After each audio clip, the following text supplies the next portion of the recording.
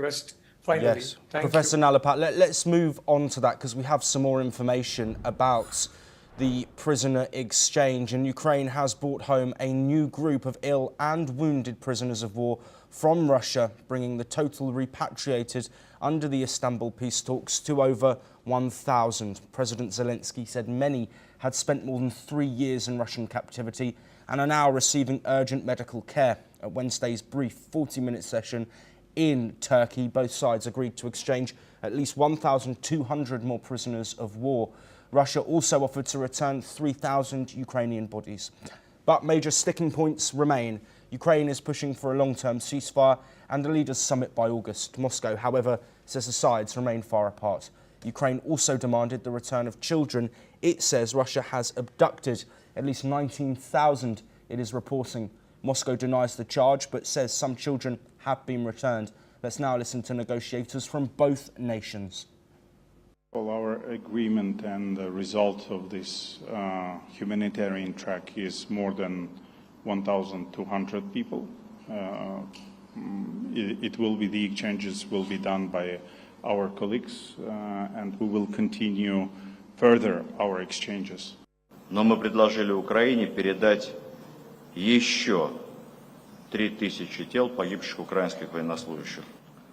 Далее, продолжая обмены военнопленными, мы договорились о том, что в ближайшее время будет проведен обмен еще не менее чем по 1200 военнопленных с каждой стороны. Well, thank you to Professor Nalapat for staying with us there. Of course, as you briefly mentioned just a short while ago, those prisoner exchanges, the body exchanges as well, are being agreed once again. This is realistically the only progress diplomatically that has been made in these talks, the same progress that was made in a similar type exchange in both the first and second round of negotiations.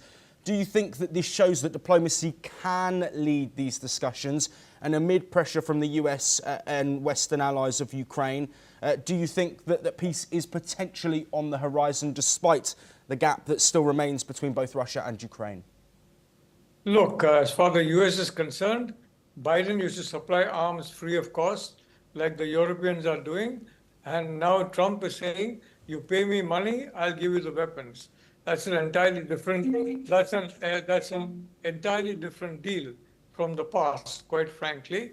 But I'd like to say that I think the Russians are looking at a 1 or 2 day ceasefire so that this exchange of the mortal remains of prisoners can take, of prisoners and soldiers can take place.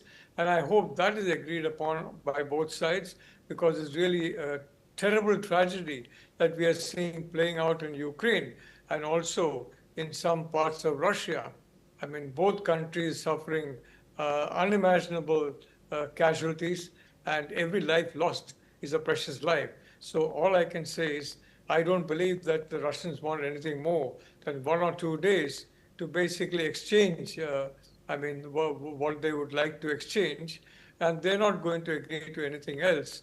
They're not going to agree to that, especially in a situation where the United States, under Joe Biden, used to give free of cost arms to the Ukrainians.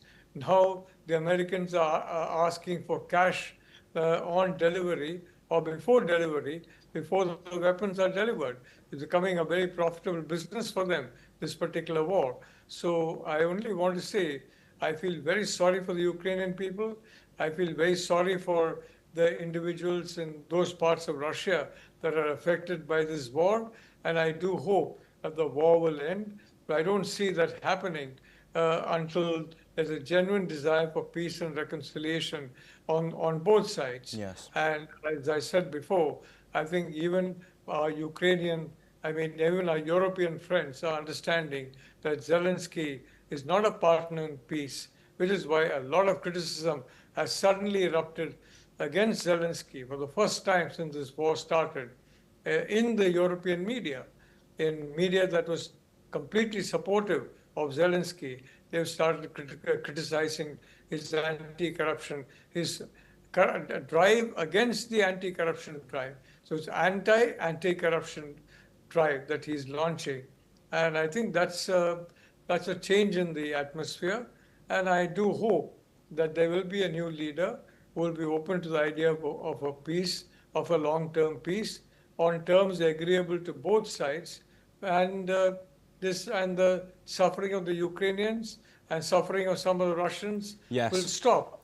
Yes, That's all I Professor can Nalapat. hope. Thank you ever so much. We are unfortunately out of time, but thank you for joining us and providing that insight. We will, of course, continue to bring you all of the updates on the battlefield and through diplomacy in the Russia-Ukraine conflict.